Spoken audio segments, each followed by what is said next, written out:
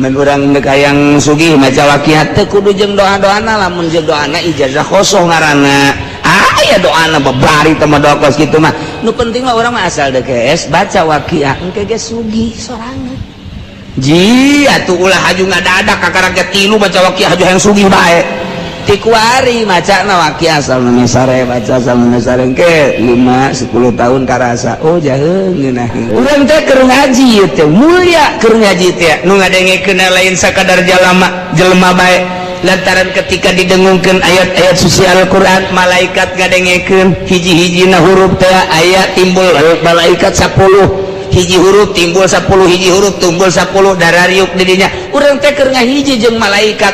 Wah berarti mulia jasa. Kunaon tuh hayang gegeraan balik.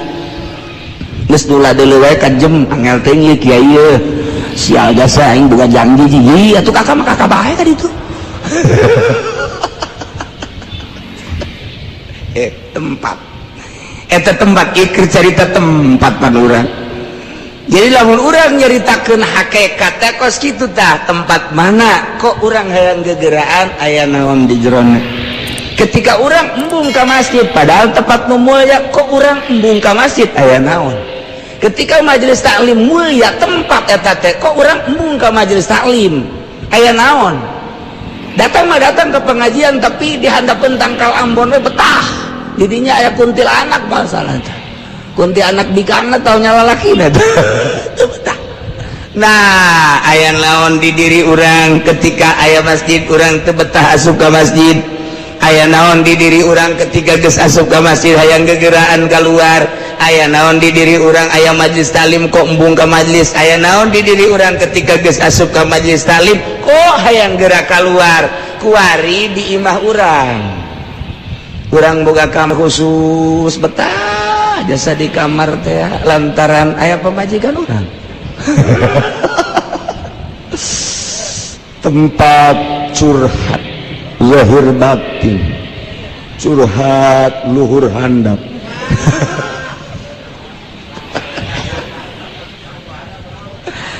Tah guari urang boga kamar tesakeun jangka waktuna 1 tahun 2 tahun di awal nama orang telah leng-leng ibadah teh kabelah dieu ngeunaheun istiqomah di kamar eta teh bisa tahajud bisa salat hajat kemudian bisa salat duha di kamar eta teh aya kenikmatan di kamar eta teh kunci ke urang kamar ngeunaheun jasa ta eta kamar teh henteu sambarangan.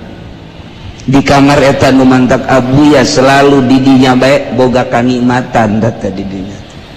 Secara zahir malah sapira bangunan kos gitu tapi secara batin didinya aya kanikmatan nyana dibukakeun hijab antara dirina jeung Gusti Allah.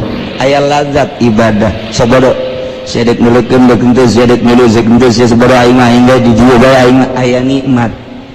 Eta tempat teu sembarangan. Nah gitu kene kamar urang ketika kurang dipakai terus ibadah malaikat datang hadam malaikat ibadah mah terus ka urang ke kadang-kadang ngahudangkeun ka urang geus lila mah urang teh sare ieu geus waktu da ieu jam 2:30 biasa hudang can hudang ke dihudangkeun ku jana tet hudang bareng hudang jija pocong orang tetangga nu paeh teh sial jas. Moal teh aya hadang urang. Urang biasa karasa kurang karasa. Suku teh dikitu-kitu. Urang usah sah ulah sieun eta hadang urang. Terus urang ibadah mantep. Nah, kuari geus maca Quran. Urang maca Quran teu sakabehna Quran nu ku urang dibaca teh aya lazat henteu. Aya hiji-hijina ayat nu nikmat ka urang. Di mana urang maca Quran bari tadabbur ketika aya hiji ayat anu menyentuh terserah ku Allah dibukakeun hijabna ayat mana macam-macam kumaha wali Allah bae mungkin bae ketika maca Yasin wal Qur'anil Hakim Allah mere hijab blak di dinya eta ayat teu sembarangan pastinya mengulang lagi ngeunaheun ayat eta teh aya kenikmatan tersendiri.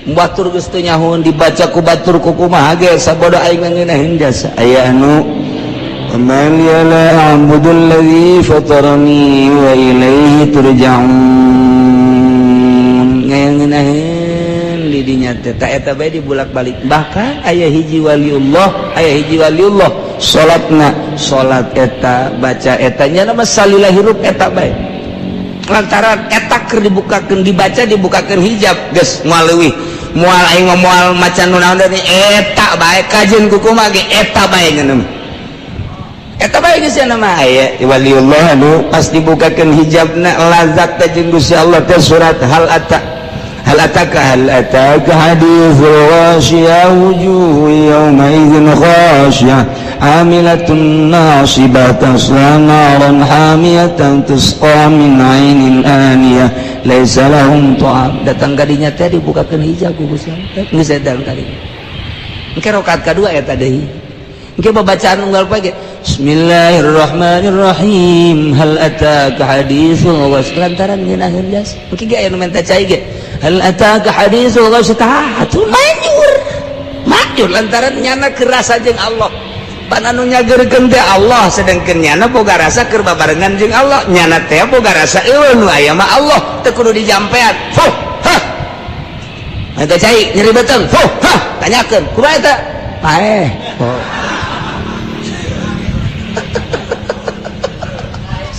teh apa baca agar paeh tah eta lagos kitu terus we ayat-ayat nah babacaan nu mana anu nikmat engke dibere urang zikir sesuai jeung petunjuk guru awas tarik napas la ilaha illallah tarik la ilaha terus kadituna la ilaha illallah la ilaha illallah pan zikir teh endek lalaunan teh hartina mah endek teu gancang-gancang la ilaha illallah la ilaha illallah lalaunan sorangan la ilaha illallah la ilaha illallah engke beda zikir nu geus dimorokobahan jeung ditapakuran mah ketika maca la ilaha illallah teu aya pangeran nu wajib disembah Allah naik teu aya nu dimaksud inggal ti Allah naik deui nu dituju kecuali Allah eta teh geus ngumpul sagala rupa dikencengkeun urang la ilaha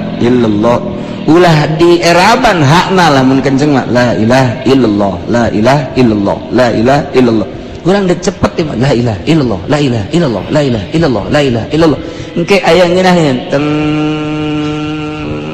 ngeunaheun jam sabaraha pernah ngeunaheun keur zikir nu mana pernah ngeunaheun aya zikir lambat diberengeun bakal lambat bae kana jelema artina lolobana lambat bae aya nu dibere ngeunahna teh keur kenceng bakal kenceng lolobana zikir teh eta urang mah jalambat teu ngeunaheun kenceng teu ngeunaheun emang urang mah kos kitu nah aya jelema dibere lambat jam sabaraha kadang-kadang teh nya nama zikir teh jam 11:30 mandi ngala wudu langsung cicing diuk sigrep kunci jam 11:30 beurang saat batur macem-macem di pasar di kantor di jalan nu kempes ban segala macam geus macem-macem lah jam 1 nya nama di kamar sorangan la ilaha illallah la pepegatan jeung alam sekitar nya keur jeung Allah kok jam sakitu sih